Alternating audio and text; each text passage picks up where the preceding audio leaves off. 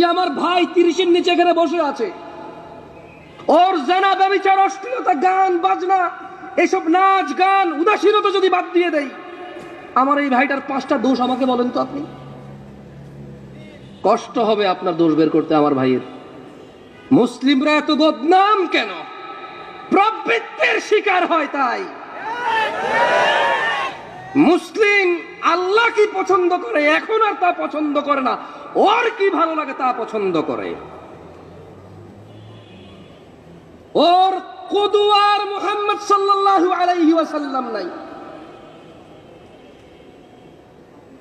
ও এখন খেলোয়াড়দের পিছে ছুটে। আল্লাহর রাসূল কি বলেছে সে তার ধার ধারে না। কোন নায়ক কি পড়ছে, কোন গায়ক কি গাইছে, কোন খেলোয়াড় চুল কেমনে কাটছে, কি প্যান্ট পরছে, কি গেঞ্জি পরছে, এটাই তার প্রধান লক্ষ্য এখন। আল্লাহ আমাদেরকে বুঝার তৌফিক দান করুন। একটা হাদিস বলে আমি আমার বক্তব্যের একদম শেষের আগের পর্বে আসবে, পরে কয়েকটা আয়াত পড়ে আপনাদের শোনাবো ইনশাআল্লাহ। দেখেন আপনাদের কোনো কাজে আসে কিনা, দেখেন হৃদয় কম্পিত হয় কিনা।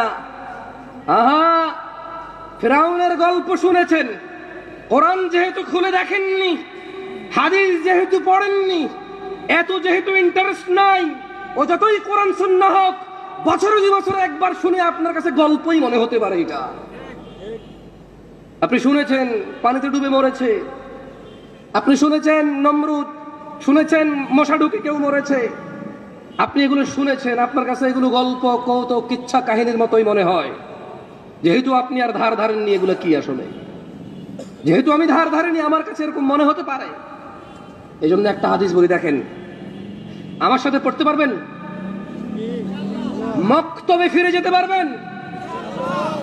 সময় আসছে মক্তব ঘরে ঘরে, পাড়ায় পাড়ায়, বিল্ডিং এর নিচে নিচে চালু হওয়ার সময় আসছে। এসব কেজি, সোয়া, পোয়া, এগুলো কোনো কল্যাণ নাই, কোনো কল্যাণ নাই। এসব টন মনে, কল্যাণ আছে বাচ্চার মক্তবে। আপনি ওকে আল্লাহর সাথে বিচ্ছিন্ন করেছেন, ও আপনাকে নিজ থেকে বিচ্ছিন্ন করে বৃদ্ধাশ্রমে প্রবেশ করিয়েছে।